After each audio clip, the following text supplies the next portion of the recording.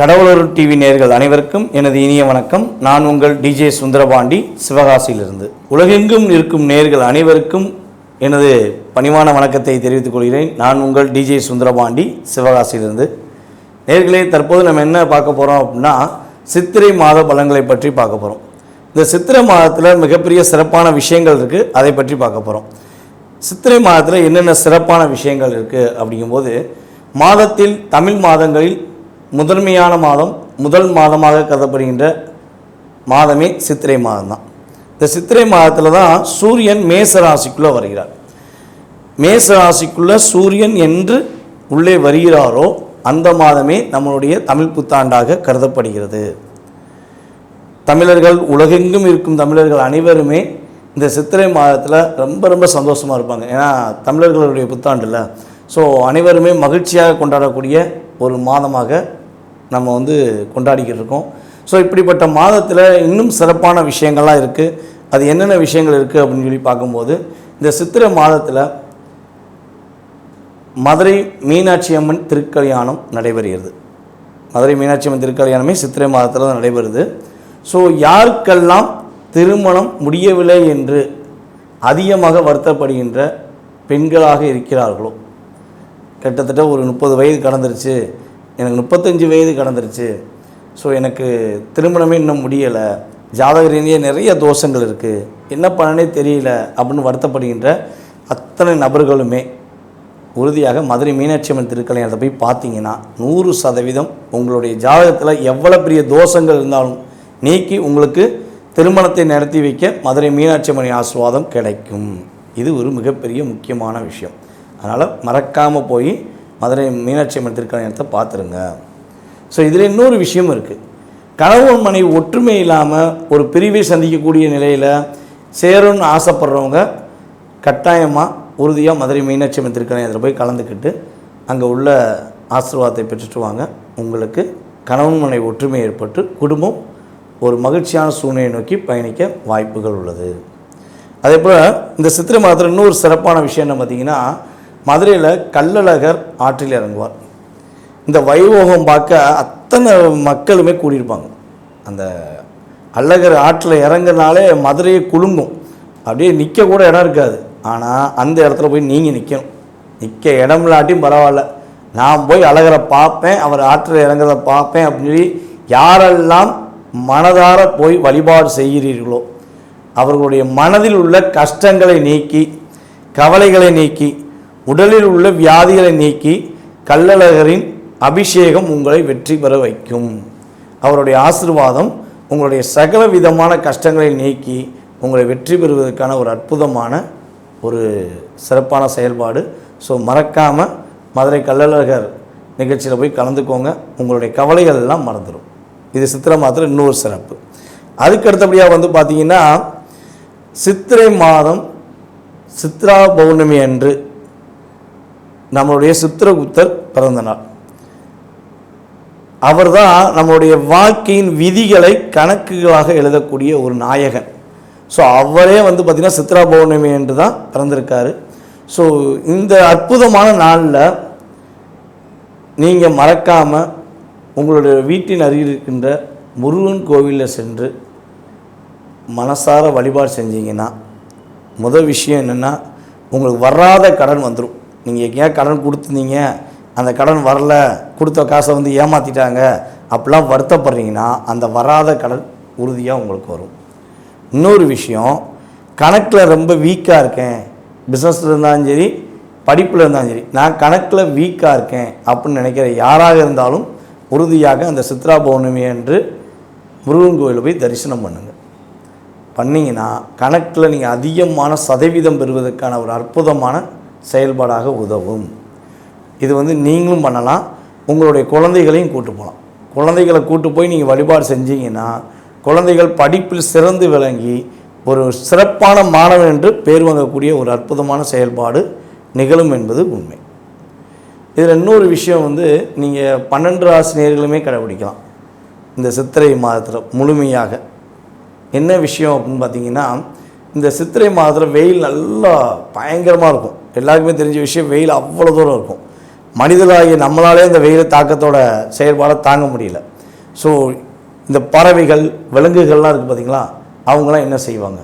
அப்போ அவங்களுக்கு நீங்கள் என்ன செய்யணும்னா, பறவைகளுக்கோ விலங்குகளுக்கோ உறுதியாக டெய்லி ஏதாவது பறவைகளுக்கு நீங்கள் தண்ணீர் வந்து வச்சிடணும். வீட்டில் மாடியிலையோ இல்லை வெளியவோ தண்ணீர் வந்து வைக்கணும். அது வந்து விலங்குகள் சாப்பிட்டாலும் சரி, விலங்குகள்னால் நாய் பூனை அதே மாதிரி விலங்குகள் சாப்பிட்டாலும் சரி, அல்லது பறவைகள் தண்ணி குடித்தாலும் உங்களுடைய சகலவிதமான தோஷங்கள் நீங்கக்கூடிய ஒரு அற்புதமான மாதமாக கருதும். நீங்கள் இந்த செயலை செஞ்சீங்கன்னா உங்களுடைய தோஷங்களில் குறைஞ்சது ஒரு 60-70% நீங்கிறது நிதர்சனமான உண்மை. ஏன்னா அவங்களே தண்ணி எங்கடா கிடைக்கும்னு சொல்லி அலைவாங்க. ஸோ நீங்கள் அந்த தாகத்தை தீர்க்கும் பொழுது உங்களுடைய வாழ்க்கையில் நல்ல மாற்றங்களை நீங்கள் உறுதியாக உணர முடியும் என்பது நிதர்சனமான உண்மை. ஸோ அனைவருமே 12 ராசி நேயர்களுமே இதனை கடைபிடிக்கலாம். இப்போ நம்ம அடுத்து இன்னொரு விஷயம் பார்க்க போகிறோம். இந்த சித்திரை மாதத்தில் உள்ள கிரக நிலைகள் என்ன, சித்திரை மாதத்தில் என்னென்ன கிரகங்கள் எந்தெந்த ராசியில் அமர்ந்திருப்பாங்க அப்படின்னு சொல்லி பார்ப்போம். அதாவது நவகிரக நாயனாக கருதப்படுகின்ற சூரிய பகவான் மேச ராசிக்குள்ளே அமர்ந்திருக்கிறார். அதுக்கடுத்தபடியாக ரிஷப ராசியில் குரு பகவானும், கடக ராசியில் செவ்வாய் பகவானும், கன்னி ராசியில் கேது பகவானும், கும்ப ராசியிலிருந்து மீன ராசி நோக்கி ஆல்ரெடி சனி பகவான் பயணம் செஞ்சிட்டார். அப்போ மீன ராசியில் சனி பகவானும், சுக்கிர பகவான், புதன் பகவான், ராகு பகவான், கிட்டத்தட்ட 8 கிரகங்களை பார்த்துட்டோம். 9ஆம் கிரகம் என்று கருதப்படுகிற சந்திரன் கிட்டத்தட்ட 2.5 நாளுக்கு ஒருக்க நகர்வதனால் சந்திரன் மட்டும் மென்ஷன் பண்ணல.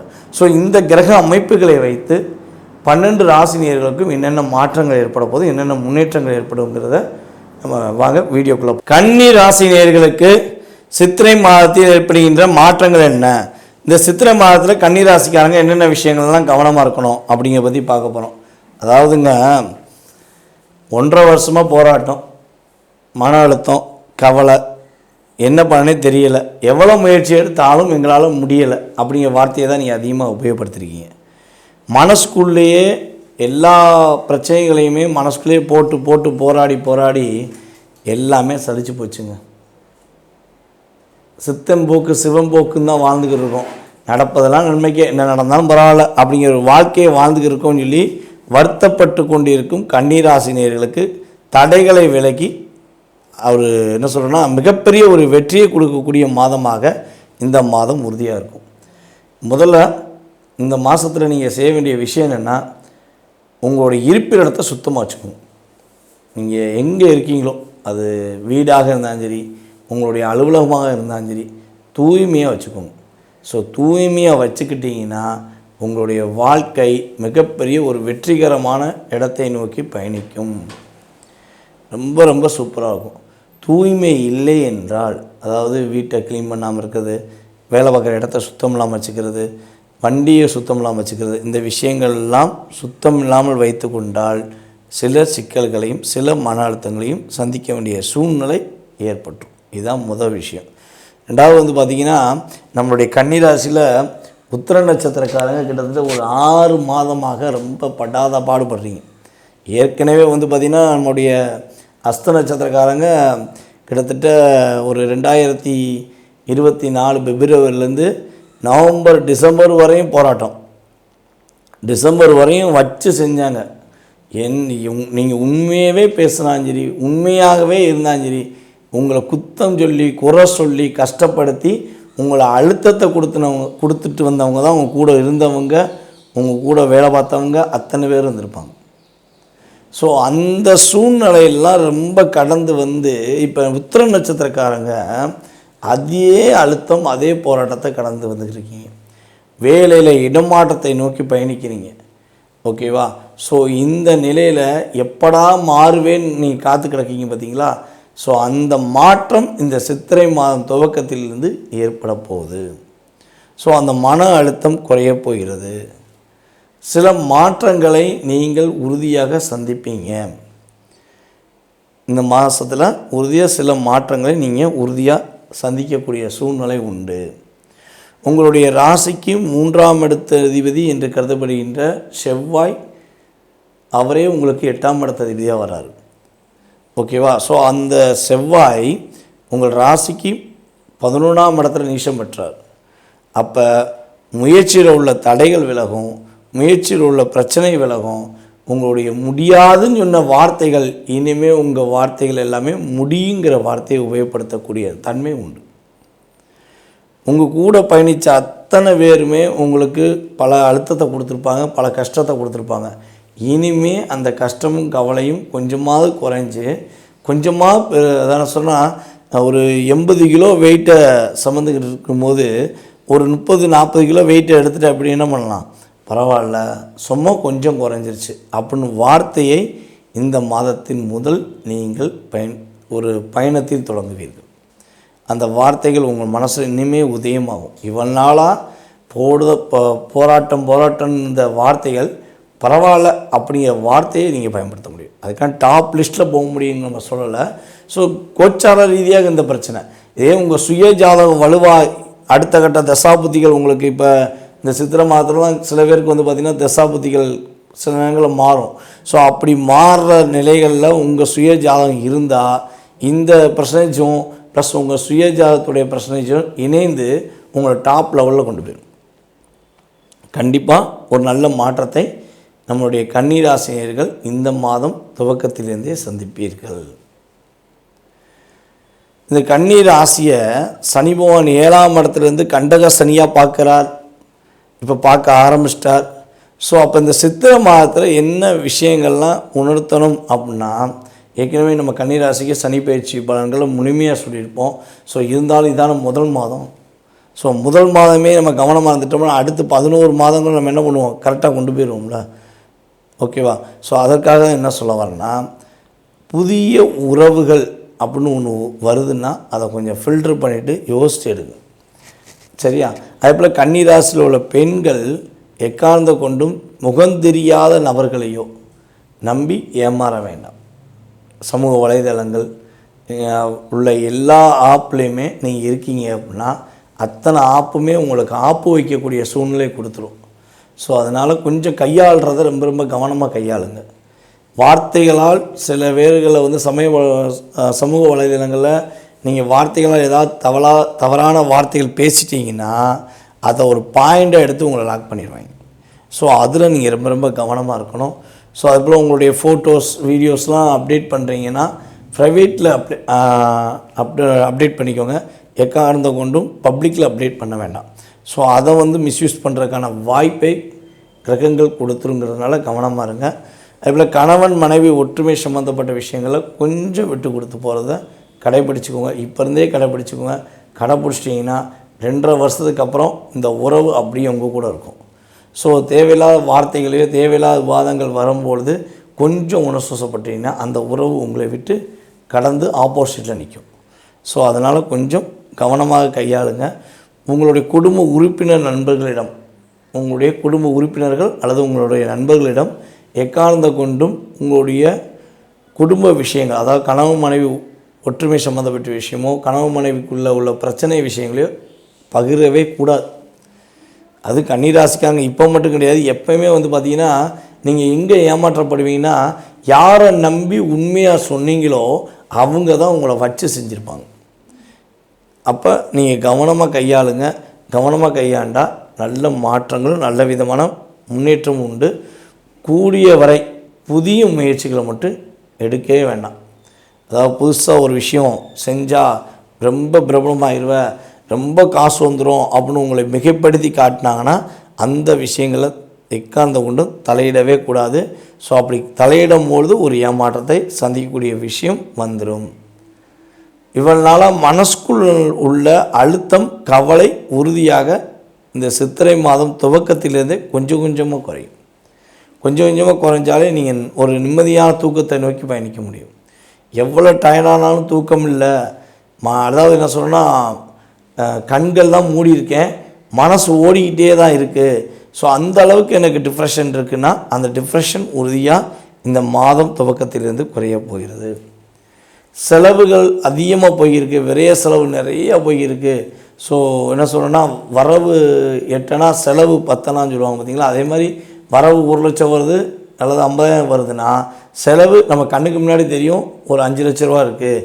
ஸோ இது எப்போ குறையும்னா இந்த சித்திரை மாதம் துவக்கத்திலிருந்தே தேவையில்லாத விரைய செலவுகள் உங்களுக்கு குறைக்கப்படும். தேவையான செலவுகளை மட்டுமே செய்து ஒரு மாற்றத்தை சந்திக்கக்கூடிய சூழ்நிலைகள் கிரகங்கள் கொடுக்கின்றன. உத்திர நட்சத்திரக்காரர்கள் மிக மிக கவனமாக இன்னும், அதாவது சித்திரை மாதம் 15ஆம் தேதி வரையும் கொஞ்சம் கவனமாக இருங்க. சித்திரை 15க்கு மேலே அந்த கவனம் உங்களை மாற்றத்தை கொடுத்து ஒரு முன்னேற்றத்தை கொடுக்கக்கூடிய தன்மையில் கிரகங்கள் இயக்கும். உத்திர நட்சத்திரக்காரர்களுக்கு இன்னொரு மிகப்பெரிய முக்கியமான விஷயம் சொல்கிறேன். உங்களுடைய தாயாருடைய உடல் ஆரோக்கியம் சம்பந்தப்பட்ட விஷயங்களில் முழுமையாக கவனம் செலுத்துங்க. உங்களுடைய தாயாரை எக்காரணத்தை கொண்டும் வார்த்தைகளாலேயோ மனதாலேயோ காயப்படுத்தி விடக்கூடாது. ஸோ காயப்படுத்தும் சூழ்நிலை ஏற்பட்டால் அதனால் சில பின்விளைவுகளை நீங்கள் சந்திக்கக்கூடிய அமைப்பு ஏற்பட்டுரும். ஸோ விவாதங்கள் வருதுன்னா கட்டாயமாக நகர்ந்து சென்றுங்க.